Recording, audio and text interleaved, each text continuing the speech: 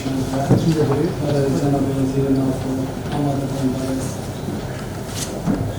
فرمانده که حشر برس آماده بوان در کسی محوران آماده جورا اپراسیونان باشکارن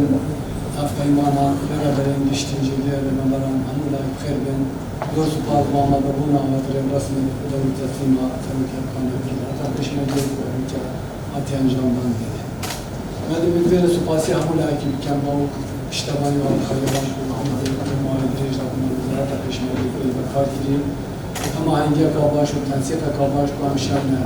وزارت پشمرده سالات بدار و درج کنه الله که کمش سفره دست بکنه و که الحمدلله این همیت بینن بکنه و باش برای ما مدیریت همین کردن اثر سیستم پرسیالات ثابت و روزانه شروع می‌کنن هر مسائل تشکیلات دیوانشی حتی می‌کنیش نجمار دیوان وزارت پشمرده و 20 دیوان آدم تشکیل کردن شوانا بودن و توابش بونه و همین آفری پشتوانیا همین دیوان که 7 و 8 مرتبط وزارت پشمرده بود دادی دینا پیدایشیت و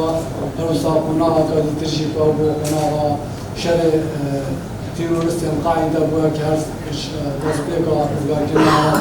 که دیوان بردار کنه همین محورات حتی کو شر تروریست داعش که دیوان شر دستگاه دیوان وزارت پشمرده هر اشتباه محورات خانه حتی شامل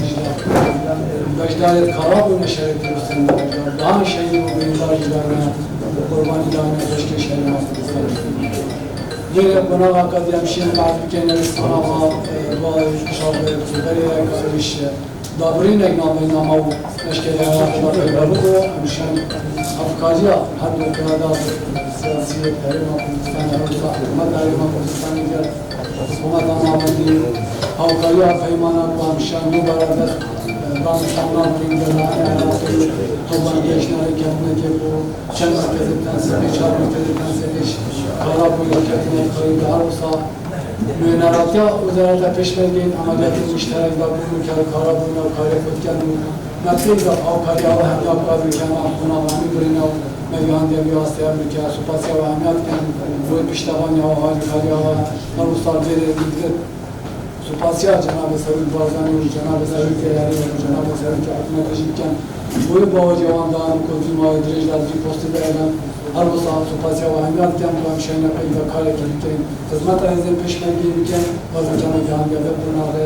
لحظه سرکت میشه کاری بسیار کم پیروز سرکت میکنه از زمان افغانی دوباره دور سپاس با آمدن و حالی آفر